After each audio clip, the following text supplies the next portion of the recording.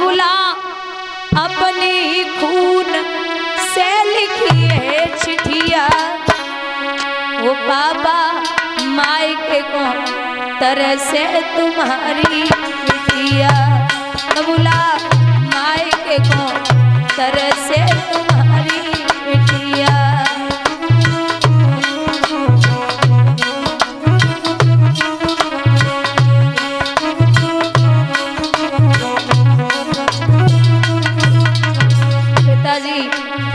सासु मेरी मारे ससुर धमकावे पापा, सासु मेरी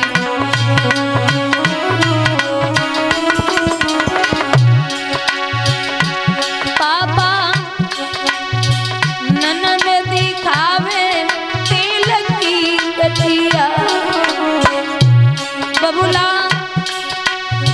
ननद दिखावे तिलक की कटिया।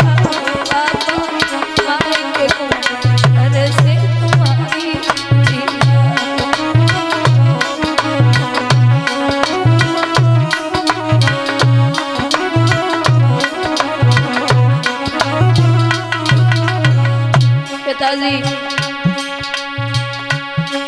आपकी कमी बड़ी महसूस होती, जिसको बनाया पापा जीवन साथी,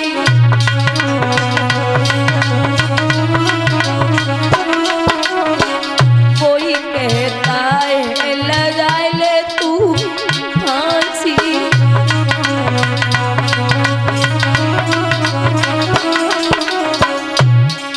बस थोड़े ही दिन लगे बिटिया, बस थोड़े ही दिन लगे बिटिया, ओ पापा मायके को तरह से तुम्हारी गुड़िया।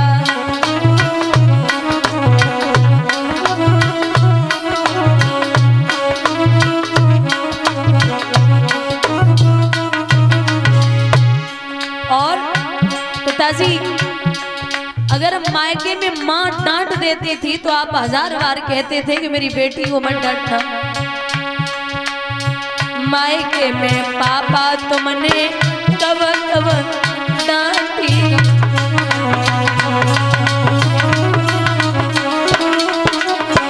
ससुरे में बिना पिटे दिन रात नहीं बाकी,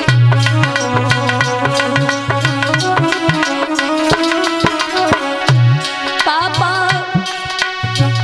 कैसे रहे तुम्हारी गुड़िया, बबुला कैसे रहे तुम्हारी गुड़िया, ओ पापा मायके को तरह से तुम्हारी बिटिया।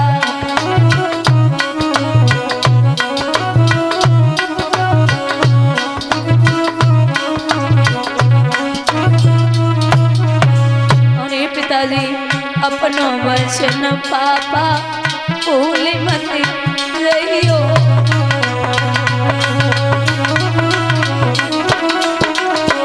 जल्दी से जल्दी लेवा ले रहियो,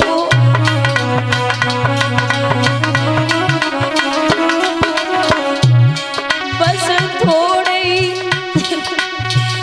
दिन लगे गुड़िया,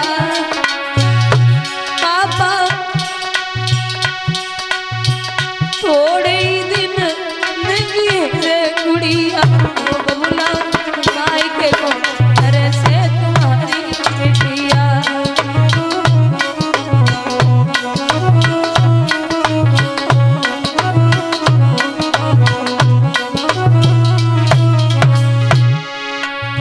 पापा जो तुमने सिखाया, जो तुमसे पाया, पिया घर ले चली,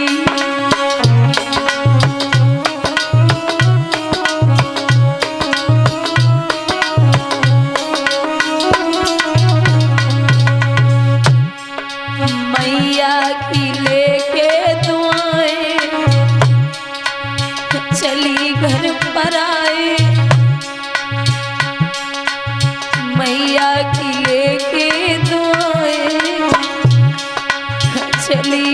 पराई तुम्हारी लाडली।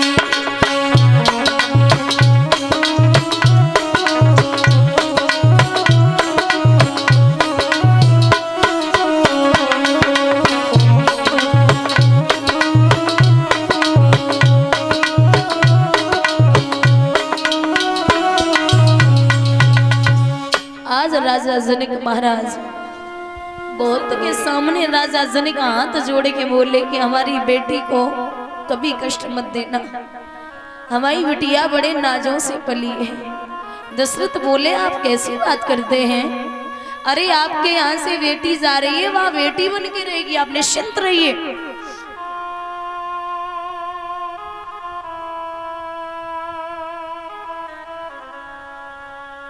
विदा किया, विदा करा के जब राजा दशरथ लाए पुत्र वधुओं को, समय बीता बड़ी खुशी आंगन में। लेकिन दादा राजा दशरथ ने दर्पण में एक दिन अपना मुख देखा, तो जब मुख देखते हैं कान के पास एक बाल सफेद हो गया, विचार किया कि हम पे बुढ़ापा है।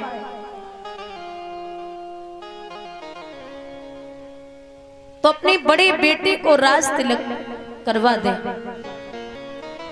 लेकिन देवतागण सोचने लगे कि राम का राज तिलक हो गया तो राक्षसों को कौन मारेगा, इसलिए जाकर के मंथरा की बुद्धि को फेरा। मंथरा ने जाकर के कैकेयी की बुद्धि को फेरा। दादा ध्यान देना, आप यहाँ इतने लोग बैठे हैं, ये सत्य है कि आपको यही पता होगा कि अगर राम को वनवास हुआ था तो कैकेयी की वजह से हुआ था। आप सब यही जानते होंगे कि राम को वनवास अगर हुआ तो कैकेयी की वजह से हुआ था, लेकिन ऐसा है ही नहीं। दादा कैकेयी निंदनीय नहीं वंदनीय है, क्योंकि मैं आपसे कहती हुई प्रमाण है कि राम को अगर दुनिया में कोई सबसे ज्यादा प्रेम करता था तो कैकेयी के अलावा कोई दूसरा प्रेम करने वाला राम को था ही नहीं। जिस दिन से राम पैदा हुए थे, जिस दिन से राम पैदा हुए उस दिन से राम की शादी नहीं हो गई, तब तक राम जी मैया कैकेयी के साथ ही सोते थे। अरे जितना प्रेम मैया कौशल्या राम को नहीं कर सकती, उतना प्रेम मैया कैकेयी करती थी। एक समय की बात है, दादा राम 2.5 वर्ष के रहे होंगे, 2.5 वर्ष के सिर्फ और सिर्फ। तो रात्रि का समय था, शाम के 8 बजे होंगे। मैया कैकेयी के सेन कक्ष में कौशल्या पहुंची, आवाज लगाई, अरे ओ कैकेयी। बोले क्या हुआ? बोले कैकेयी आज मेरा बड़ा मन कर रहा है कि राम तो रोज तेरे ही साथ सोता है, आज हमारा बड़ो मन कर रहा है कि मेरा राम आज मेरे साथ सोए। जो ये बात कही तो ऐसा लगा कि बर्छी का काम किया हो हृदय में कौशल्या के शब्दों ने। अब बोल तो सकती नहीं क्योंकि खुद की कोख से तो पैदा नहीं हुआ राम, लेकिन चुप हो गई। बोले ले जा बेना, अरे तेरा ही राम है, ले जा दीदी। कौशल्या मैया राम को लेके जब अपने सेन कक्ष में आई, बुजुर्गों 8 बज गए, 9, 10, 11, 12 राम जी को नींद नहीं आई। मैया पूछने लगी क्या बात है राम, आपको नींद नहीं आ रही? नहीं मैया। भूख लगी है? नहीं माँ। भोजन करना है? नहीं माँ। अरे बोले लाला फिर सो क्यों नहीं रहा? सो जाऊंगा माँ। अरे तो सो जा। रात्रि के 2 बज गए, भगवान करवटें ले रहे लेकिन नींद नहीं आई। जब नाए सोए तो रात्रि के 2 बजे मैया कौशल्या कैकेयी के पास पहुंची। बोले ये ले तेरा बेटा ये मेरे पास नहीं सो रहा। और जब कैकेयी के शयन कक्ष में मैया कौशल्या पहुंची तो याद रखना दादा, चारपाई के पाए को पकड़ के मैया मुंह के बल जमीन पे पड़ी कैकेयी और रो रही थी। जैसे ही राम की आहट सुनी झपट के खड़ी है गई, अरे राम आ गया, आजा बच्चा, हमें नींद ही नहीं आ रही, रात के 2 बज गए। और जैसे ही दादा भगवान को आंचल से लगाई कि मैया कैकेयी ने सुलायो, 10 मिनट तब हुए राम सुख की नींद सो गए।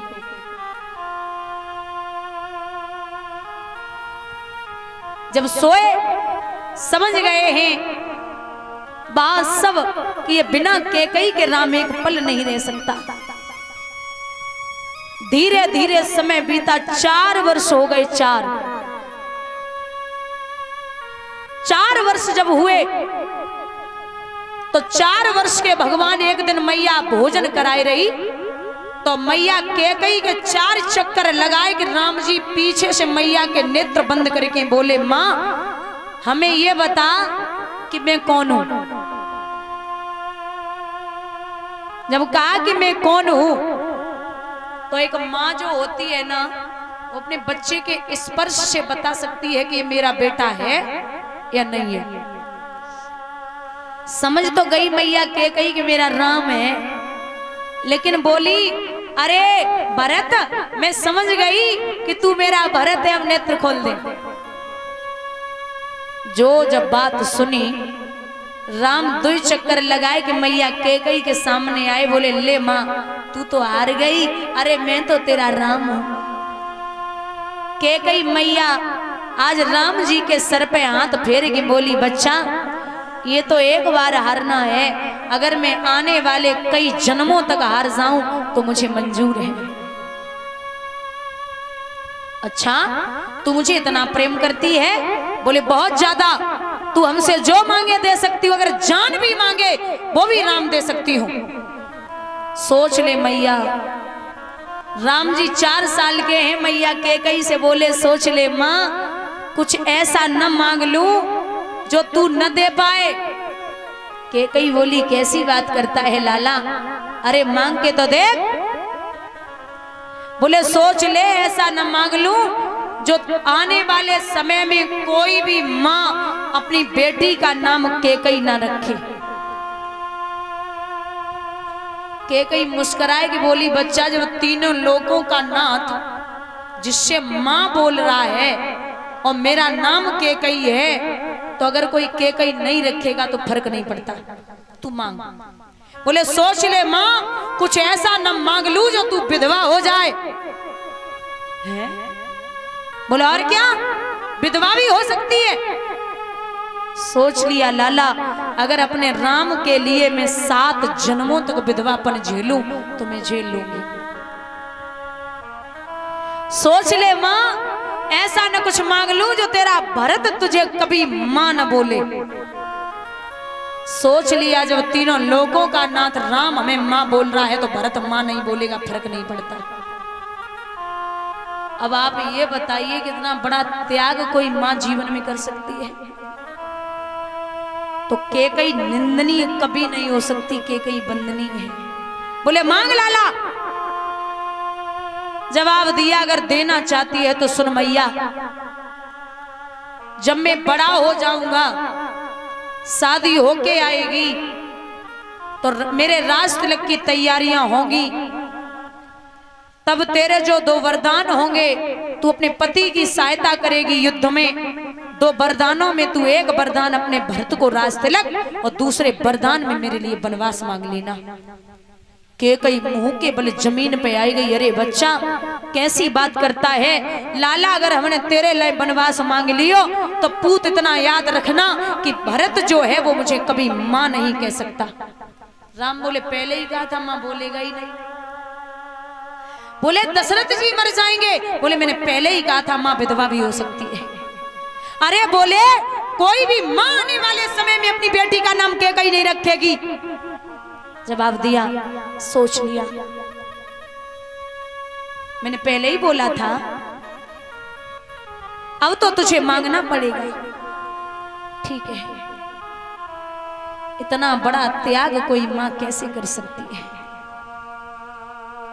तो लिखते हैं विद्वान कि कैकई से ज्यादा प्रेम करने वाला कोई भी देवता या माँ या पत्नी या प्रेमी ऐसा भगवान का कोई नहीं हुआ जो कैकई से ज्यादा प्रेम कर ले।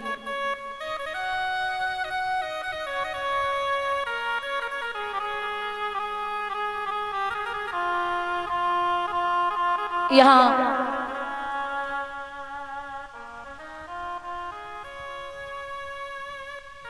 वही समय आया, मैया कैकई लेटी हुई ओप भवन में। दशरथ पूछने लगे क्या बात है देवी? बोले महाराज मैंने सुना है राम का राज तिलक है। बोले हाँ। नाथ हमारे 2 वरदान हैं वो आप मुझे दे दो। अरे देवी 2 नहीं 4 मांग लो, 4 नहीं 6 मांग लो। बोले नहीं सिर्फ 2 वरदान चाहिए।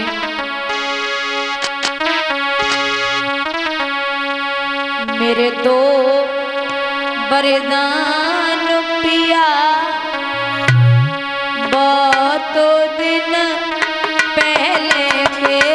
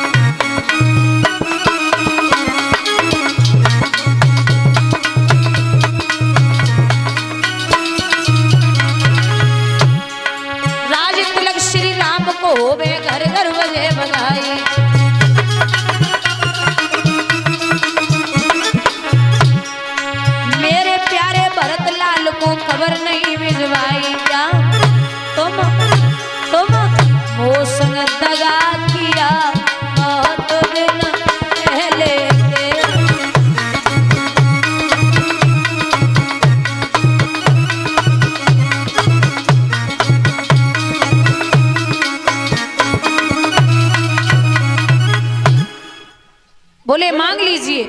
कैकई बोली चिकनी चुपड़ी बातें कहकर मुझे अबला को ना बहकाओ।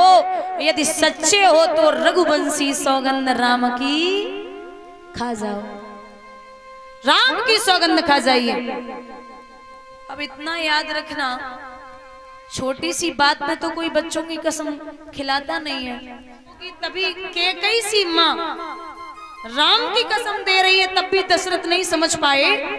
क्योंकि जब विनाश का समय आता है ना तो बुद्धि काम करना बंद हो जाती है। तब भी नहीं समझ पाए कि ये क्या मांगना चाहती है। बोलिए महाराज। बोले हाँ मैं राम की सौगंध खाता हूं, आप जो मांगेंगी आपको वही मिलेगा। सोच लिया? सोच लिया। तो बोले सुनिए श्रीमन पहला वरदान है मेरा कि आप भरत को बुला लीजिए ननिहाल से, और ननिहाल से भरत को बुला के उनका राज तिलक कर दो। दशरथ जी मुस्कुराए कि बोले जो तो इतनी छोटी सी बात है, 2 आंखें हैं, 2 आंखें हैं और राम और भरत दोनों ही मेरी आंखें हैं। और अब अगर राम को राज तिलक हो रहा है और नहीं हो पाया, भरत को कर दिया जाए तो उसमें क्या खराबी है? करवा दो। बोले महाराज इसमें खराबी नहीं है, दूसरा वरदान जरा ध्यान से सुनो। बोले क्या? ताप सबेश विशेष उदासी सो देव